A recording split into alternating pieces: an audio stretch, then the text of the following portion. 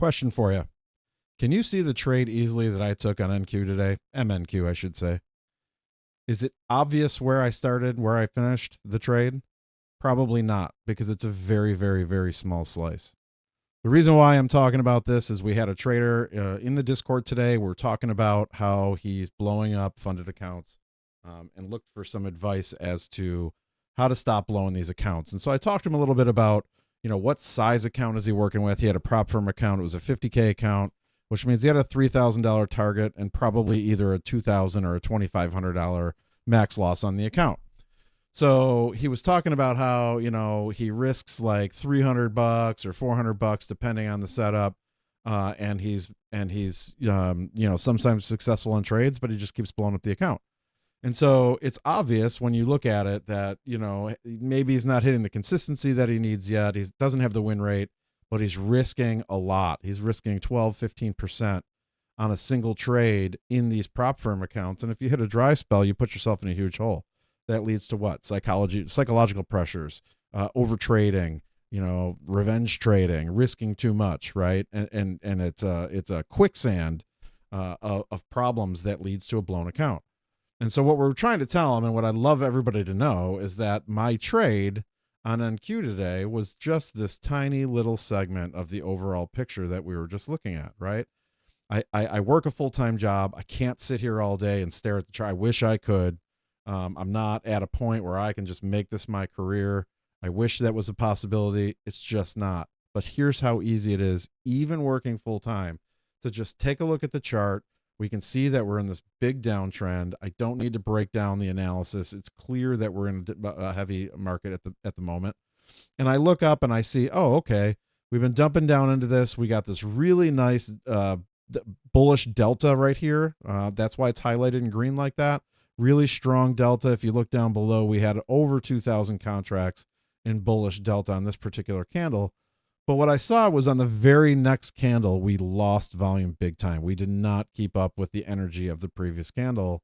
And following that, we had a delta reversal of over 1,500 candles to the downside, right? Really big delta change of over 2,500 contracts to the downside, over 2,300, excuse me, to the downside, and a delta differential of 2,112. And I'll get into that stat later at another time. But the point is, the bulls stepped in big for a second, and then they just died right out. So it was probably some profit taking from some bears that just kind of quickly caused this little pullback, and then we started dropping right away. And I saw this energy coming in on this candle, and I thought, this is great, right? There's clearly a little profit taking here. It died on the second candle, and now we're seeing energy to the downside. I just threw 2 contracts at this thing. I partialed one of them off at like 35 points, the other one at around 65 points or close. I don't know exactly, but if you look over here on the order panel here, I have 96 points cumulatively captured on MNQ in like 8 minutes or 9 minutes or something like that. Just under $200. Not a big deal, right? Nobody's getting rich off of that $200. But the point is that if I could sit here all day and just do this, look at the opportunities I have, right? Here's another monster delta candle to the downside. I take a short here. This move from the top of this, I use zigzag for structure, from the top of this swing to the low of this swing was almost 200 almost 200 points, excuse me. It was 197 or something like that, right? I can't exactly see what it is, but it's something like that.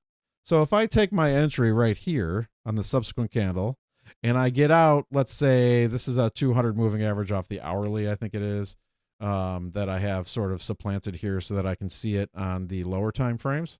And maybe I use that as a target and I pull 150 points in profit, right? So now I've used 2 contracts. Let's say I keep my sizing like I did before and I use 2 contracts for 150 points. One of those contracts yields me $300. So 2 of them yields me $600. On top of the $200 I already made, I'm now up to $800, and I've probably only traded for a half an hour. Easy to say, I know, the second trade I didn't take. But what I'm trying to say is there's no reason on an account that has a $2,500 max drawdown to be trading 10% of the account, or 12 or 15% in the case of this particular trader. Why put yourself at such a disadvantage when it's so easy to use low sizing? Come off of the full minis, go to micros, use 2 or 3 contracts. I don't care if you use 5 contracts if you can handle the drawdown that might come with that when you're wrong, and you will experience that drawdown, obviously. If you can handle that and you can maintain a consistent trading, consistent performance of trading, then do it. Do 5 contracts.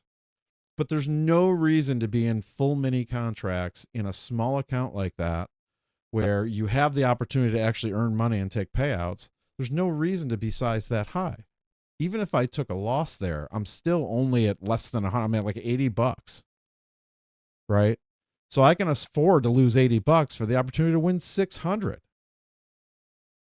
So it's the point of this whole entire thing is, don't let your eyes be bigger than your stomach. Don't try to eat too much at once.